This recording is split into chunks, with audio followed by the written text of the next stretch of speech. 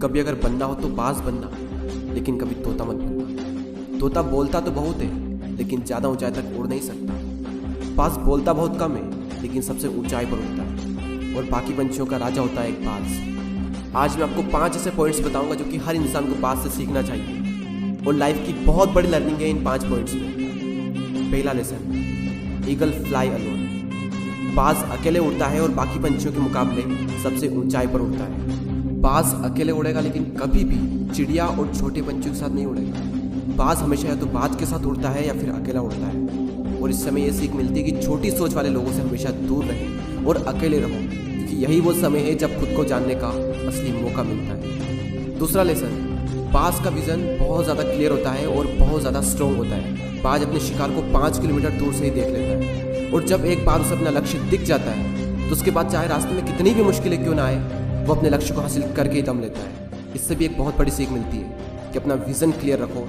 और उसे हासिल करने में फिर चाहे कितनी भी मुश्किलें क्यों ना आए, पीछे मत हटो उस बाज की तरह। तीसरा लेसन, बाज कभी भी मरे हुए जानवरों को नहीं खाता, वो हमेशा जिंदा शिकार करता है। और इससे हमें ये सीख मिलती है कि जो हमारा पास्ट है वो मर चुका है, तो अपने उन मरे हुए सड़े हुए थॉट्स पर ध्यान मत दो और अपनी आने वाली ताज़ी फ्रेश जिंदगी पर ध्यान लगाओ।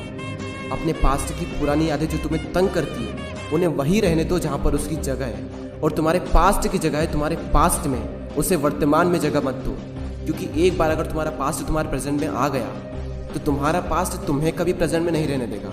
पास्ट में तुम्हारे साथ कितना भी बुरा क्यों ना हुआ हो, वो सब यादें, वो सब थॉट्स मर चुके हैं, और उस बाज की तरह बनो जो कभी भी मरी हुई चीज़ों को नहीं खाता। चौथा लेसन, जब आंधी तूफान आते हैं तो बाज बहुत ज़्यादा एक्साइटेड हो जाता है। जब बारिश होती है तो सारे पंछी छिपकर बैठ जाते हैं, लेकिन बाज को बड़ा मजा आता है। जब तेज हवाएं चलती है तो बाज उन हवाओं के सहारे और तेजी से ऊपर की ओर उठता है, और ऊपर उड़ते उड़ते इतना ऊपर उड़ जाता है कि बादलों से भी ऊपर पहुंच जाता है। और इससे भी एक बहुत बड़ी सीख मिलती है कि मुसीबत में मजा ढूंढो। और नेपोलियन हिल ने एक बार कहा था कि हर बड़ी चुनौती अपने साथ में एक बहुत बड़ा अवसर लेकर आती है। तो उस बाज की तरह तुम भी अपने अवसर को पहचानो, और जिस दिन तुमने अवसरों को पहचान लिया तो सारी मुश्किलें तुम्हारे नीचे होगी और तुम उन मुश्किलों के ऊपर होगे।